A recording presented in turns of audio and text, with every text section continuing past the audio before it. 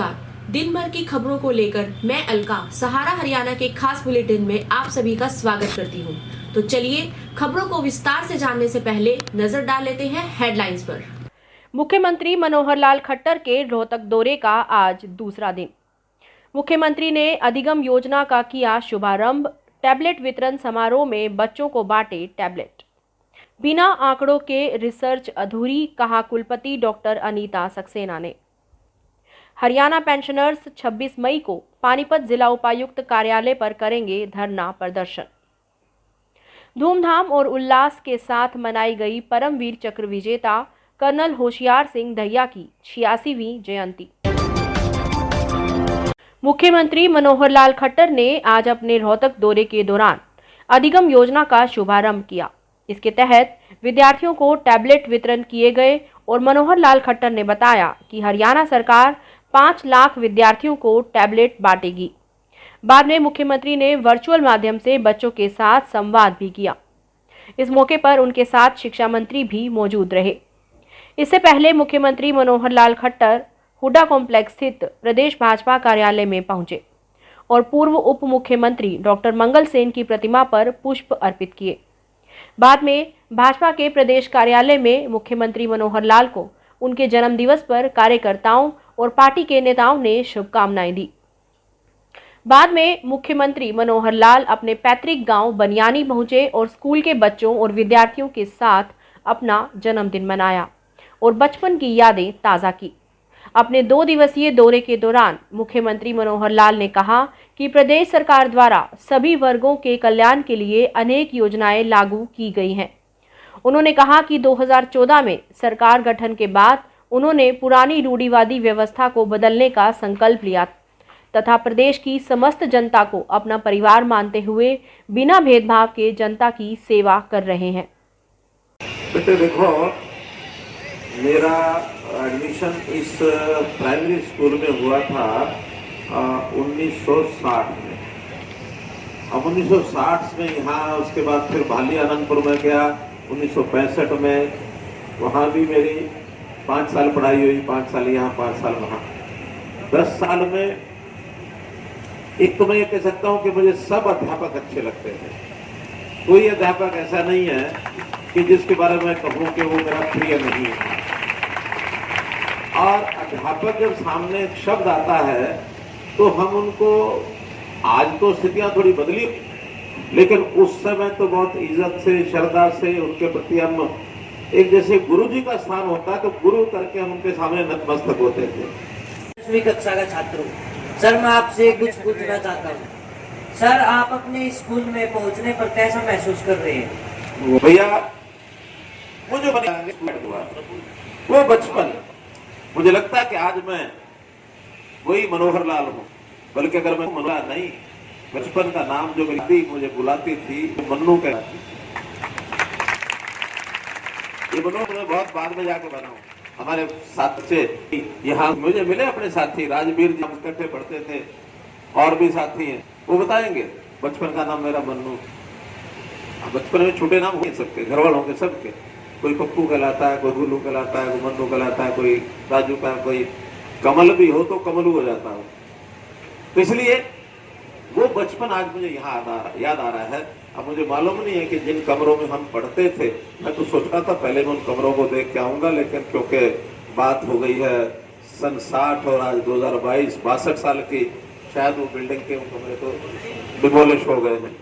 और मैं अगर कहीं वो कमरे मिल जाते, उसके साथ फोटो खिंचा देता, तो फिर कुछ लोग वीडियो उसको बना के और डाल देते मीडिया में, सोशल मीडिया वाले कहते देखो इन कमरों का हाल देखो, ये मुख्यमंत्री के गाँव का स्कूल है। अरे हमने भाली में ऐसा ही फोटो खिंचा दिया था अभी 1 महीना पहले। पुराने कमरे की याद की, उस कमरे में पढ़ाई की, वो बिल्कुल खंडर पड़ा है।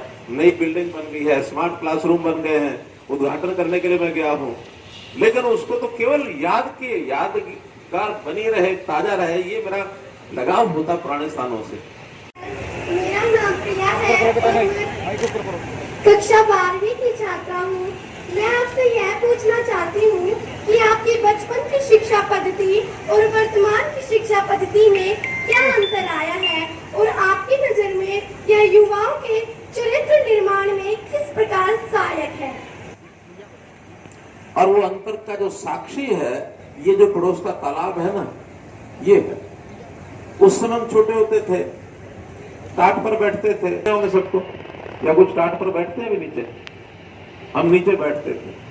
और फिर जब अध्यापक चले जाते हैं कहीं, मान लो बीच में चाय पीने, खाना खाने, या एक आध कक्षा में अध्यापक नहीं होता था तो वो दूसरे पढ़ाने चले जाते थे, हमको जब खाली अवसर मिलता था तो हम शरारतें भी करते थे। और शरारतें कैसे करते थे? कापी का कागज फाड़ के उसकी किश्ती बनाना, और किश्ती बना करके बीच बीच में दो चार जा करके इसमें तैरा के आते थे कि जाओ तालाब में किश्तियां तैरा के आओ, तो किश्ती तैरा के आते थे। फिर एक और उस तालाब के साथ घटना जुड़ी हुई है जो आज शायद किसी के साथ नहीं होता होगा। हम लोगों ने कभी तख्ती देखी है? तख्ती लिखने वाली लिखी है? तख्ती पर लिखते थे। आज तो तख्तियां है ही नहीं स्कूल में, तो अब आएंगे, आज आएंगे ना।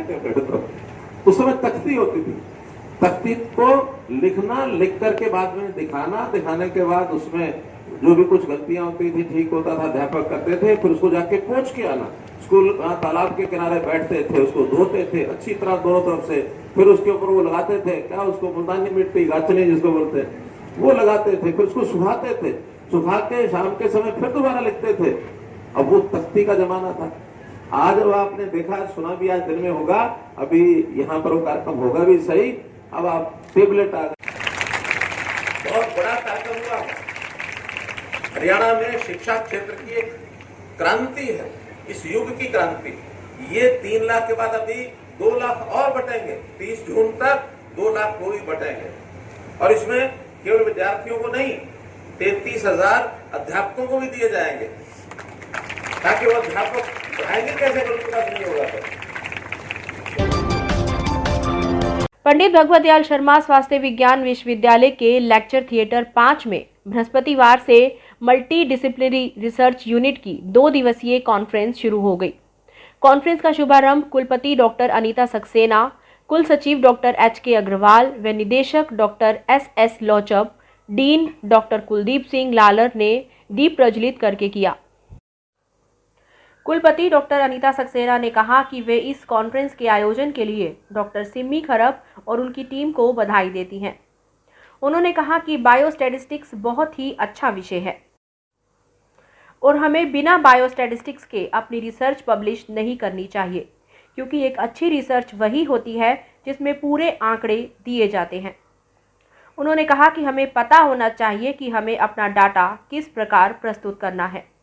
साथ ही उन्होंने ये भी कहा कि इस तरह की कॉन्फ्रेंस में हमें शुरुआत में भी प्रतिभागियों से प्रश्नावली भरवानी चाहिए और अंत में भी, ताकि पता चल सके कि कॉन्फ्रेंस के दौरान प्रतिभागियों ने कितना नया सीखा और भविष्य में क्या सुधार किया जा सकता है। Introduce the subject that is going to be talked about, which is research methodology and biostatistics. To me, statistics have always been a bit scary. I must admit that why do we depend so much on statistics in any research that we do? And then I realized that as a researcher, we tend to have a bias. We tend to think that this treatment works and this treatment doesn't work. But how do I prove my point? And if I tell somebody that I believe this drug is more effective or this method is more effective, that is true. And the best way to do is to do a systematic analysis of your results and to apply all the simple statistical tests to it and come up with a clear-cut conclusion that this drug is effective or this drug is not. Haryana state pensioner समाज जिला रोहतक की कार्यकारिणी और सदस्यों की मासिक बैठक Mansarovar park के सीनियर सिटीजन क्लब में संपन्न हुई, जिसकी अध्यक्षता जिला प्रधान देवी सिंह देशवाल और कार्यकारी जिला प्रधान वीरेंद्र शर्मा ने संयुक्त रूप से की। बैठक में हरियाणा सरकार की वादा खिलाफी और उदासीनता के खिलाफ भारी रोष प्रकट किया गया।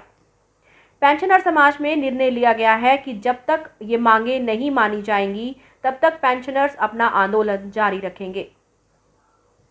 कई जिलों में जिलावार धरना प्रदर्शन कर चुके हैं। अब 26 मई को पानीपत डीसी कार्यालय पर धरना दिया जाएगा और मुख्यमंत्री को डीसी पानीपत के माध्यम से अपनी मांगों का ज्ञापन भेजा जाएगा।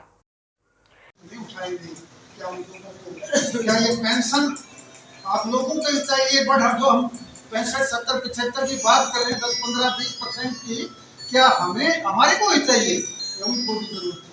उन हमारे से ज्यादा उनको जरूरत है। लेकिन संघर्ष करने वाले संत ही वो होते हैं, सबके बस का रोग नहीं होता। इस चक्कर में आपको बधाई क्यों देता हूँ, जो आप यहाँ आते हो अपने नेतृत्व के आह्वान पर, तो आप बैठे हैं, आप सबके सहयोग से हम इस सरकार को झुकाएंगे और आपकी जो मांगे हैं, जो जायज मांगे हैं, उनको आपकी झोली में डालेंगे।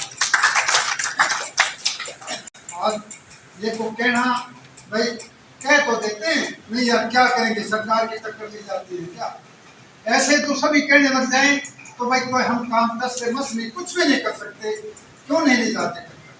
जज्बा होना चाहिए, जोश होना चाहिए हमारे अंदर। जवानों जैसे उल्टा साहब जोश भर देते हैं, जवानों जैसा जोश होना चाहिए हमारे अंदर। और भाई मुख्यमंत्री तो बदलते रहते हैं, सरकारें आती जाती रहती है, बहुत सरकारें आई हैं, आएंगी, ये जरूरी नहीं है, परमानेंट मामला नहीं होता। 5 साल के लिए सरकार बनती है और 5 साल में वो सरकार वो किस्मत होती है, वो कई तरह की बातें होती है, आप सब समझते हो कैसे बरगला के समय, चुनाव के समय कई बातें उनको बहका कर करके वो चुनाव भी जीत जाते हैं, लेकिन फिर उन मांगों की तरफ से मुंह मोड़ देते हैं। आज पूरे प्रदेश में परमवीर चक्र विजेता कर्नल होशियार सिंह दहिया की 86वीं जयंती धूमधाम और हर्षोल्लास के साथ मनाई गई। इस अवसर पर पूर्व सैनिकों ने सर्वप्रथम रोहतक महर्षि दयानंद विश्वविद्यालय प्रांगण स्थित राज्य स्तरीय युद्ध स्मारक म्यूजियम में पहुंचकर परमवीर चक्र विजेता कर्नल होशियार सिंह की प्रतिमा पर माल्यार्पण कर उन्हें श्रद्धांजलि अर्पित की। उसके बाद हरियाणा पूर्व सैनिक संघ के प्रधान कर्नल टेकचंद दहिया सहित सभी पूर्व सैनिक कर्नल होशियार सिंह दहिया के पैतृक गांव सिसाना पहुंचे और वहां दहिया खाप प्रधान सुरेंद्र दहिया, कर्नल होशियार सिंह दहिया के चचेरे भाई रामफल और राम नारायण सहित अनेक गणमान्य व्यक्तियों ने कर्नल होशियार सिंह दहिया की स्कूल में स्थापित प्रतिमा पर भी माल्यार्पण कर उन्हें श्रद्धांजलि देते हुए नमन किया। इस अवसर पर राजकीय कन्या वरिष्ठ माध्यमिक विद्यालय सिसाना में कर्नल होशियार सिंह दहिया पर सूबेदार ओम प्रकाश सिवाच के मार्गदर्शन में सुंदर लेखन प्रतियोगिता का आयोजन भी किया गया।